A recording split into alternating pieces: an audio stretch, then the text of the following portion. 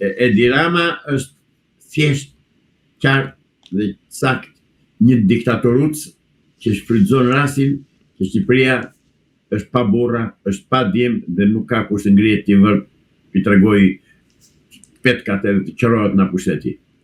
Në këtë rast, çfarë llogarish konkrete ka për të dhënë Edi Rama në raport me drejtsinë shqiptare?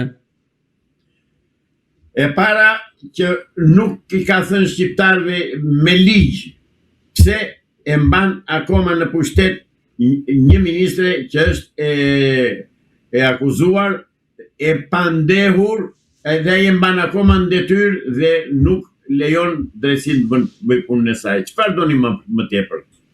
Krim më të madh se ky, çfarë doni? Zotëri, Edi Rama është kriminal, po va them pas fare dhe ta dëgjoj, dhe e di që ai e dëgjon. Ai mbron Hajduten. Pse e mbron Hajduten? Mbron Hajduten se Hajduti ja ka zënë atje ku zgjedh burri ngusht Edi Ramën. Dhe Edi Rama nuk lëvizon. Do Edi Rama do ta mbaj fort atë balluken për aq kohë sa t'i shkoj, por nuk do t'i shkoj deri në fund, sepse në fund fare po vazhdoj gjykata kushtetuese ta mbaj akoma atë balluken, mos jap okay që ajo t'i nënshtrohet drejtësisht, atëherë do arrestohet dhe Edi Rama bashkë me ta. A nuk mendoni se gjykata kushtetuese duhet ta kishte nxjerr vendimin teksa ditën e nesërme pra më 28 janar Këshilli i imuniteteve dhe mandateve do të shqyrtoj kërkesën e SPAK-ut për t'i hapur rrugë ose jo arrestimit të saj? Pikërisht këtë thash dhe këtë po them prapë, është Edi Rama që pengon gjykatën kushtetuese, është Edi Rama që nesër në datën 28 do mblidhet Këshilli i mandateve, do japi urdhër atje, do të rri aty me çekish në kokë, do bëni këtë që them unë se s'ka, dhe mjerë ata gjyqtar, mjerë ata deputet që do dëgjoj që po i nënshtrohen diktatit e Edi Ramës. Unë u bëj thirrje gjyqtarëve dhe deputetëve, në qoftë se shikoni që nuk e përballoni dot, ta riformuloj, në qoftë se jeni të pasëm në ndërgjegjen tuaj zotërinj deputet dhe gjyqtar, që nuk i keni lyer duart me pislëqet e Edi Ramës, jepni dorëheqje dhe mos u nënshtroni atij. Ndryshe, ju do jeni bashkëpunëtor me Edi Rama dhe do dënojeni një lloj si ai, se drejtësia do vej në vend ka mbaruar ajo punë. Drejtësia do vej në vend. Edhe ajo Ballukja do arrestohet, edhe Edi Rama do arrestohet, do jap llogari për çka vjedhur e çka në vjedhur, për çfarë urdhra ka dhënë dhe tendera që janë bërë, edhe vjedhje që janë bërë. Ka filluar krisjet në tunelin e Llogaras. Kanë filluar çarjet në tunelin e Murrizit. Janë rrëzuar rrugë gjithandej të ndërtimeve dhe të tenderave që ka dhënë kjo zonja. Këta ndërtuesi, këta oligarkët që kanë bërë tunelin ose tunelet, pse nuk i arreston prokuroria, se ka faktën konkret. Vepra e tyre, puna e tyre ka dështuar, atëherë quhet sabotim, atëherë ata duhen arrestuar dhe duhen gjykuar sipas ligjeve të shtetit. Fare nuk merret njeri me ata. Fare. Pra, kjo tregon që janë një grup i strukturuar kriminal, oligark, politikan, drejtësi dhe kryeministër. Prandaj them që sado që të vonoj, sado që të zgjatet agonia e Edi Ramës, Edi Rama do shkoj se s'bën prapa hekurve bashkë me Ballukën. Ai vajti në Izrael, sikundër e thash, që të mundohet të hyjë nga penxeria në Shtetet e Bashkuara të Amerikës. Nuk do hyjë atje. Arrin deri aty shko qa servilizmi dhe çfarë, sa i pështirë, sa i njeri, kur shikon ato i thot, do të bëj çmos i dashur bi, kur i njëre vesh. Ti mbijetoj gjykimit tënd plotësisht i vetëdijshëm se jam thjesht forci i dytë në botë pas presidentit Trump. Ore, është serios ky burr, more. Ka një pikë serioziteti këtu, ka një pikë burrërie, por ku ka burrë, këto i burrin ta gjej Edi Rama. Edi Rama sugjeron vetë një hajdut, një kloun cirku. Asnjë gjë më tepër. Është tamam kloun cirku. Kush i ka parë ata klounët e cirk në përcirkje me atë hundën e kuqe, nga ata është Edi Rama. Zoti Islami, në këtë rast, çfarë po mundohet të shpëtojë Edi Rama, sepse duket shumë i shqetësuar, po themi, dhe në kuvend ishte i mblafosur, pra nuk ishte atë qetësinë që mund të ketë dikush që ka pritur vajzën e presidentit Trump, dhe latë kuptohet se kishte komunikuar me presidentin Trump, dhe ndërkohë ishte tet i shqetësuar. Jo, zotëri. Edhe ai e di mirë që pritja që i bëri asaj vajzës së presidentit Trump është një vrim në ujë. Nuk e shpëton dot. Atë këtë gjë e di mirë, sikurse e dim dhe neve. Se në fundit çfarë përfaqëson vajza e presidentit Trump? Zotëri, presidenti Trump, si gjithë burrat dhe gratë familjarë që kanë lindur dhe kanë martuar fëmijë, edhe ai e ka martuar vajzën me dikë që është në punë saj dhe në shtëpinë e saj, në familjen e saj. Nuk është pjesëtare e administratës së presidentit Trump. Atëherë, çfarë do ky me këtë? Ky deshi që të vinte vetë të nxori syt me këtë që priti. Atë vajzën e Trumpit. Se ky leqësi jep dot gjë nga toka shqiptare dhe nga ato që ka premtuar. Ka mbaruar ajo punë, ta harroi atë dhe ajo Ivanka. Po ky deshi që nëpërmjet saj të rregullojë marrëdhënien me presidentin. E njeh çik presidentin amerikan ky apo shkon pas Beriaj? Harroi ky që thash do të e keqja më e madhe për botën zgjedhje e Trumpit president. Si thoni ju, këtë gjë Trumpi do t'ja fali këtia? Kur në kurs. Po va them unë. Nuk ja fal, nuk ja harron. Aq më tepër që presidenti Trump është burr shteti, zotëri.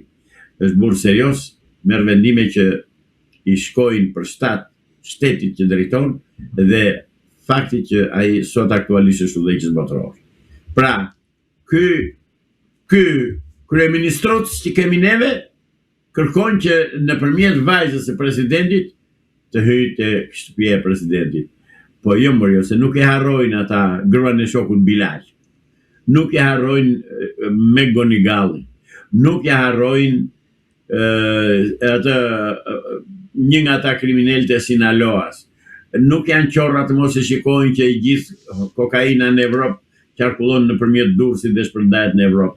Ore, nuk vaje dot atyre ky gënjen ata mashtron mbështetësit e tij. Por më duhet se kam folur disa herë, po sot do t'i shtrojmë që këm kryq kësaj pune.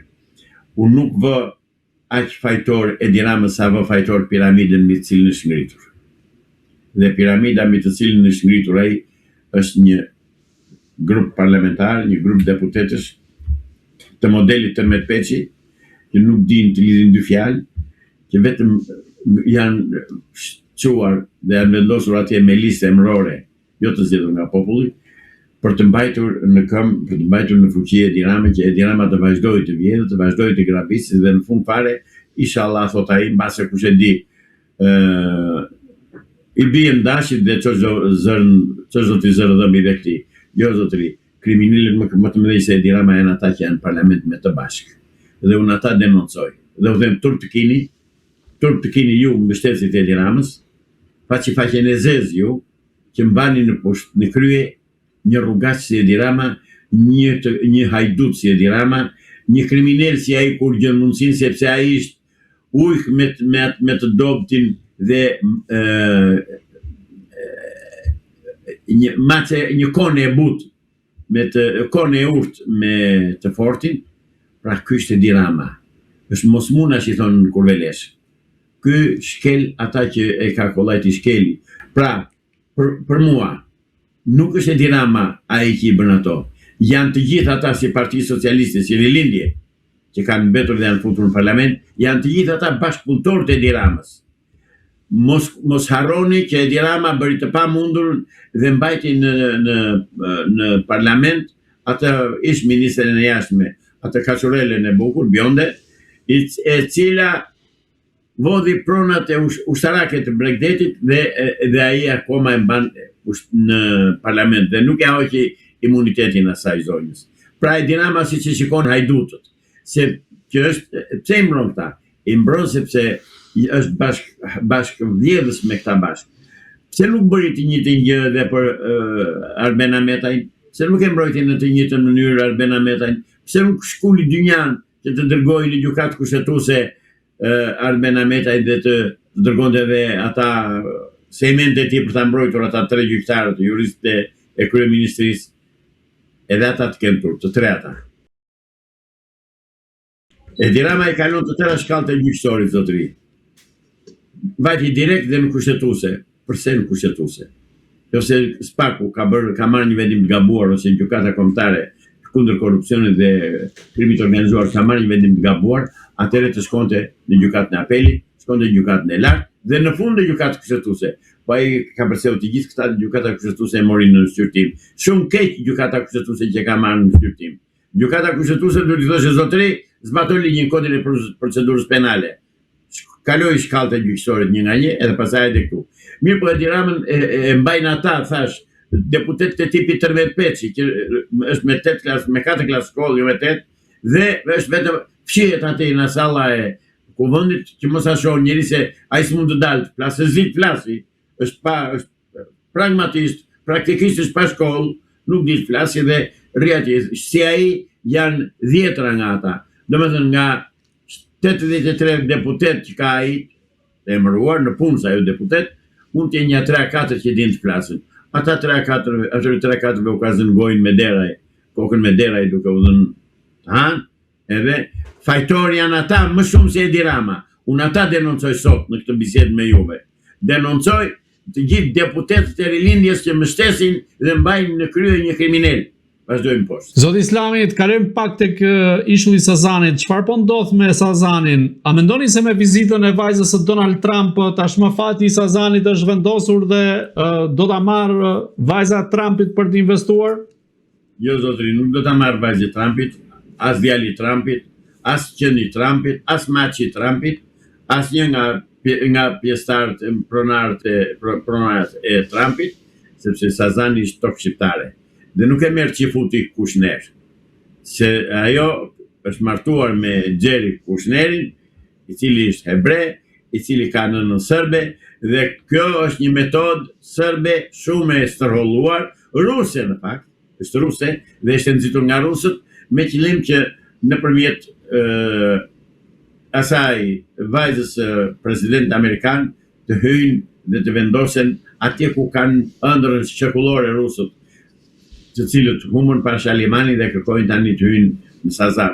Nuk do vinë zotëri. Ajo është një marrëveshje strategjike e bërë midis njerëzve që nuk i pyet njeri. Se në Shqipëri vendosin shqiptarë dhe vendosin dhe Shtetet e Bashkuara të Amerikës.